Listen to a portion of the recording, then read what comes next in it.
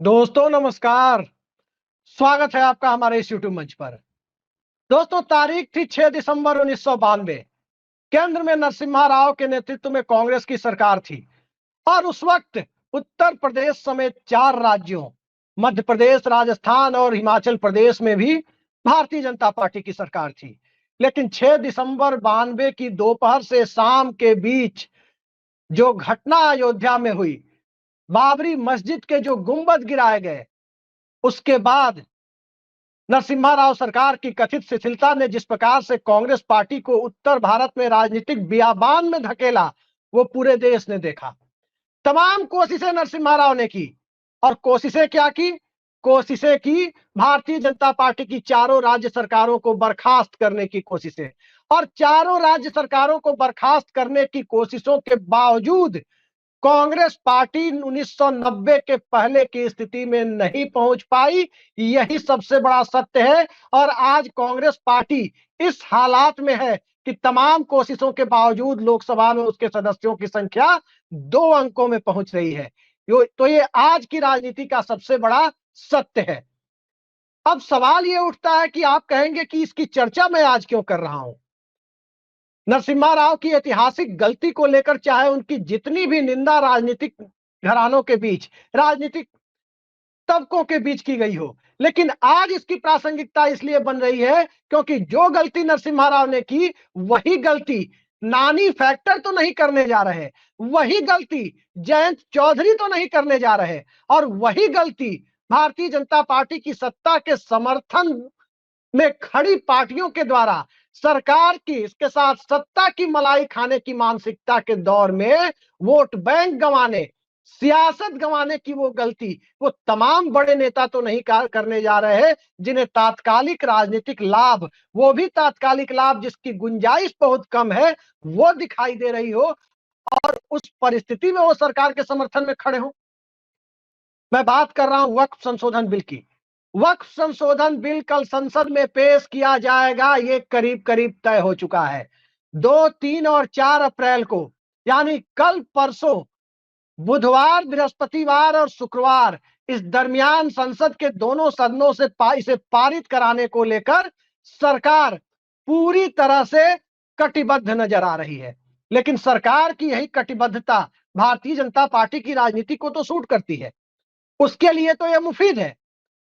लेकिन क्या उनके लिए भी मुफीद है जो भारतीय जनता पार्टी की मौजूदा केंद्र सरकार की बैसाखी बने हुए हैं? क्या उनके लिए भी मुफीद है जो टीवी कैमरे के सामने कहते हैं कि हम ट्रिपल सी, यानी क्राइम, करप्शन और कम्युनलिज्म से समझौता नहीं करते? और क्या यह उनके लिए भी मुफीद है जो ये कहते हैं कि देश के सर्वोच्च पद की आकांक्षा रखने वाले को टोपी भी पहननी पड़ती है और टीका भी लगाना पड़ता है? तो क्या टोपी पहन लेने से, टीका लगा लेने से और उसके बाद वक्फ संशोधन बिल का समर्थन कर देने से क्या भारत की राजनीति में उनकी प्रासंगिकता बनी रह पाएगी? यही सबसे बड़ा सवाल है। और बड़ा सवाल इसलिए है क्योंकि मत भूलिए कि यह सरकार नरेंद्र मोदी की सरकार नहीं, यह सरकार एनडीए की सरकार है। यह सरकार भारतीय जनता पार्टी की सरकार नहीं, यह सरकार राष्ट्रीय जनतांत्रिक गठबंधन की सरकार है। और यह सरकार नानी फैक्टर पर टिकी हुई है। नानी फैक्टर यानी नायडू नीतीश फैक्टर। नायडू क्यों समर्थन कर रहे हैं, नीतीश क्यों समर्थन कर रहे हैं? और इन सबसे बड़ी बात, all India Muslim personal law board, जिसकी चिट्ठी आप हमारे स्क्रीन पर देख सकते हैं, तमाम पार्टियों और सांसदों से इस प्रस्तावित बिल का विरोध करने का उन्होंने अपील किया है। बावजूद इसके कोई सुनने के लिए तैयार नहीं है। खासकर सत्ता का समर्थन करने वाली पार्टियां, जिन्हें बड़ी संख्या में मुसलमानों का वोट मिलता है, वो भी इस मुद्दे पर पता नहीं किस मजबूरी में सरकार के साथ खड़े हो रहे हैं, अपने वोट बैंक की चिंता को छोड़कर खड़े खड़े हो रहे हैं। ये नए दौर का भारत है। ये एक ऐसा भारत है जिसमें नरेंद्र मोदी चाहे 240 के ऊपर हो, चाहे 303 के ऊपर हो, 272 का मैजिक फिगर उनके पास हो, या 272 के मैजिक फिगर के लिए नरेंद्र मोदी को बैसाखियों का सहारा लेना पड़े, दोनों ही परिस्थितियों में जो सत्ता कहे वही सत्य है, और वही इस देश के लिए एकमात्र सबसे बड़ा सार्वभौमिक तथ्य है। ये जनता को बताने की जो जरूरत पड़ रही है, आखिर सरकार इसमें कामयाब कैसे हो रही है? इसी सवाल के इर्द गिर्द उन दलों की राजनीति भी तय होनी है जिन दलों की राजनीति को लेकर इस देश में तमाम तरह की चिंताएं भी व्याप्त हैं। सबसे पहले हमें भारत को समझना होगा, सबसे पहले आजाद भारत के संविधान को समझना होगा, और सबसे पहले 5,000 सालों से भी ज्यादा की हमारी गंगा जमुनी तहजीब, जिसे ज्यादा संस्कृत निष्ठ भाषा में हम कहते हैं कि वसुधैव कुटुंबकम की जो हमारी परिभाषा है, उसे समझना होगा। क्या यह बिल उस परिभाषा को लेकर के गंभीर दिखाई देता है?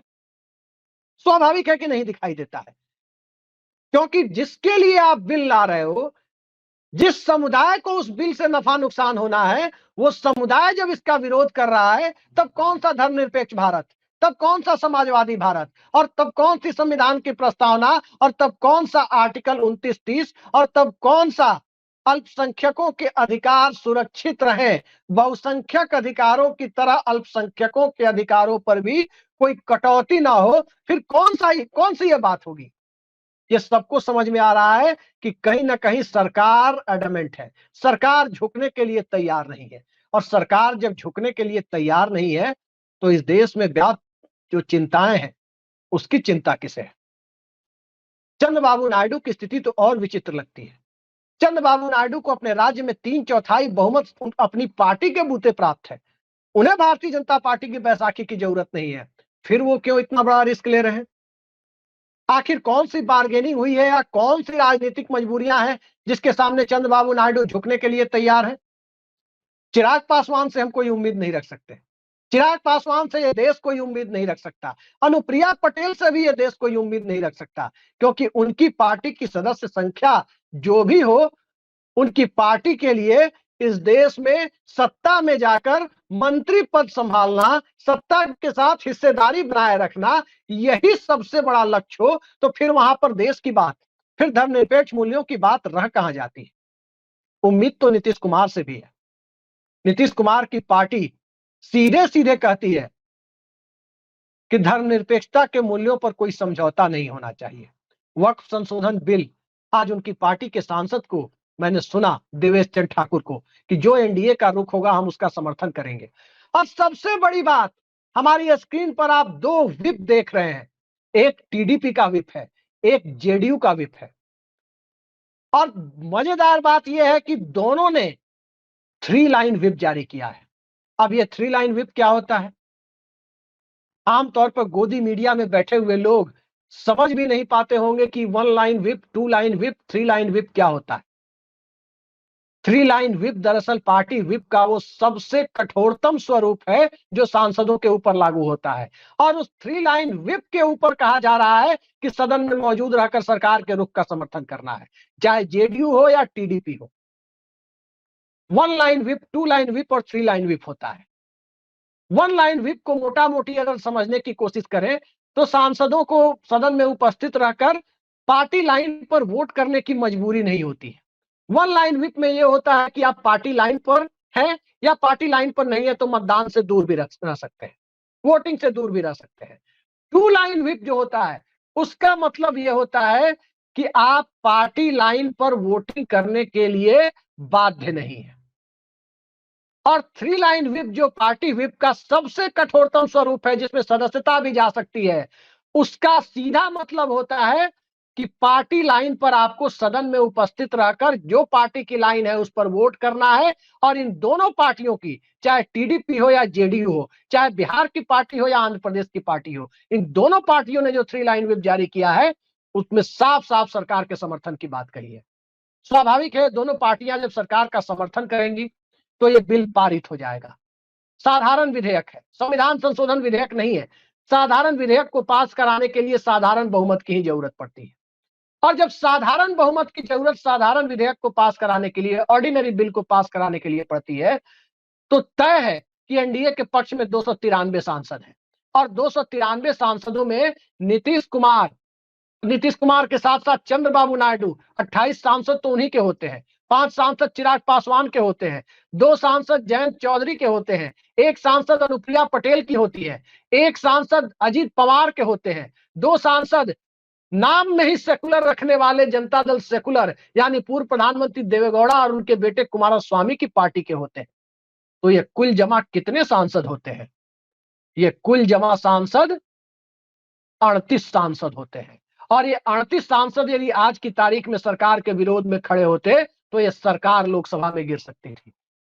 लेकिन इन 38 सांसदों की पार्टी ने 3 लाइन व्हिप जारी कर सरकार के समर्थन का ऐलान कर दिया है। अब इस देश का मुसलमान कैसे नीतीश कुमार की टोपी पहनने पर एतबार करेगा?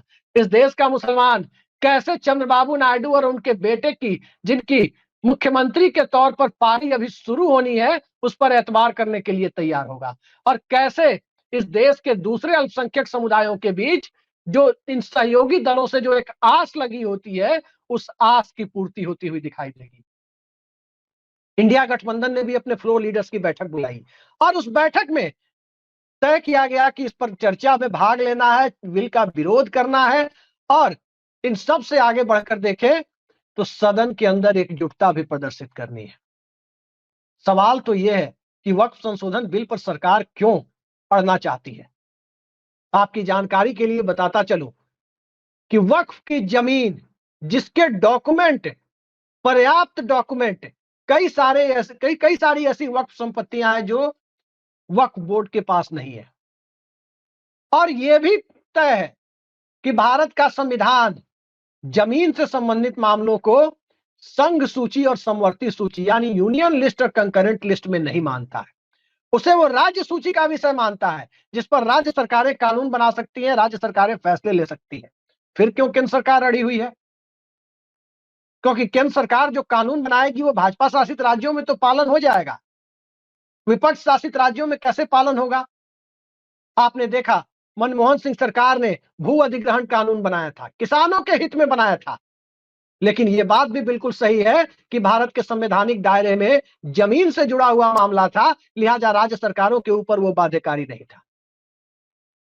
और इसी का फायदा उठाकर कई भाजपा शासित राज्य अपने भू अधिग्रहण कानून पारित कर रहे हैं ताकि उन्हें कम से कम जमीन का मुआवजा देना पड़े, जो जमीन अधिग्रहित की जाए उसका कम से कम मुआवजा देना पड़े। वही काम तो वक्फ को लेकर हो सकता है, लेकिन आज ज्यादातर राज्यों में भाजपा की सरकारें हैं।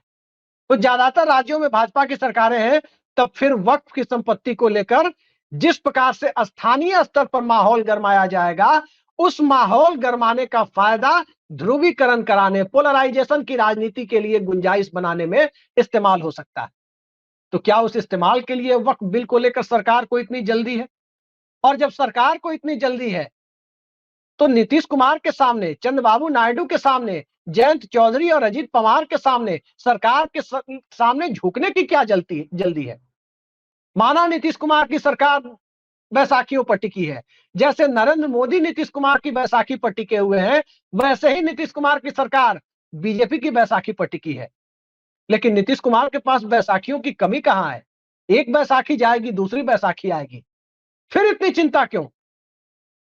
कुछ तो मजबूरियां रही होंगी। यूं ही कोई इतना बड़ा रिस्क नहीं लेता, यूं ही कोई अपने वोट बैंक को लेकर इतना बड़ा रिस्क लेने के लिए तैयार नहीं होता।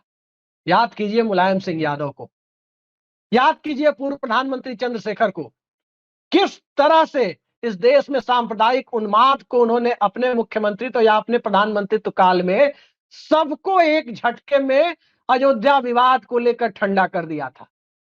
जितने दिनों तक वो लोग सत्ता में रहे, उतने दिनों तक किसी की मजाल नहीं हुई कि किसी भी तरह के सांप्रदायिक नैरेटिव को हवा दे सके। आज क्या हो गया है?